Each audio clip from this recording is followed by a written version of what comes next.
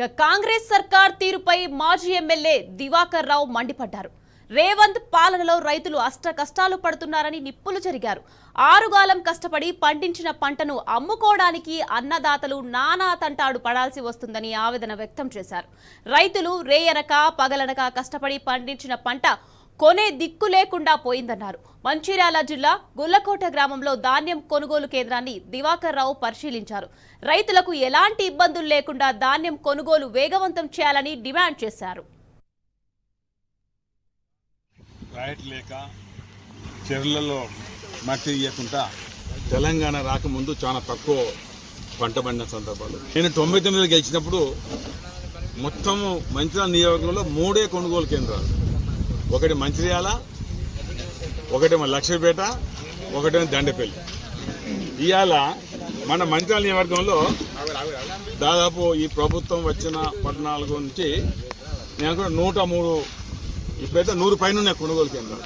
ఈ సందర్భంలో మేము చాలా సందర్భాల్లో ప్రతి సంవత్సరం నేను దాదాపు 100 కొనుగోలు కేంద్రాల్లో ఏదో 20-30 తప్ప అన్ని నేను లింగాను అందరం మేము ఓపెన్ చేస్తుంటే పోయాను. అక్కడ ప్రజలు అడుగుతుంటే సార్ ఎక్కువ దొరుకుతుండ్రు, తక్కువ దొరుకుతుండ్రు, రైస్ మిల్ కాడ ఎక్కువ తక్కువ అంటే ఎక్కడెక్కడ మాట్లాడము చేయడము, 40 వేసి బస్సు పెట్టాలని మేము చాలా డిమాండ్ చేసినాం. స్టార్టింగ్లో 40 బస్సు వేశారు, తర్వాత రైతులు 15 ఎక్కువ తక్కువ వేసుకుంటే పోయారు. మరి సందర్భం ఏమి ఇవాళ కిందటి సంవత్సరము స్థానిక ఎమ్మెల్యే ఆయన ఏం మాట్లాడిందంటే గతంలో తాలు తప్ప దోసుకున్నారు, తిన్నారు, కక్కితన మాట మాట్లాడింది.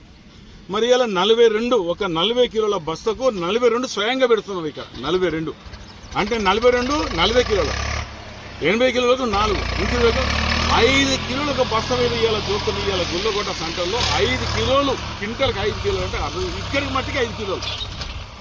ఇంకా రైస్ మిల్ వెనక్కి ఇంకెంత పోతుంది మనం చెప్పగలం.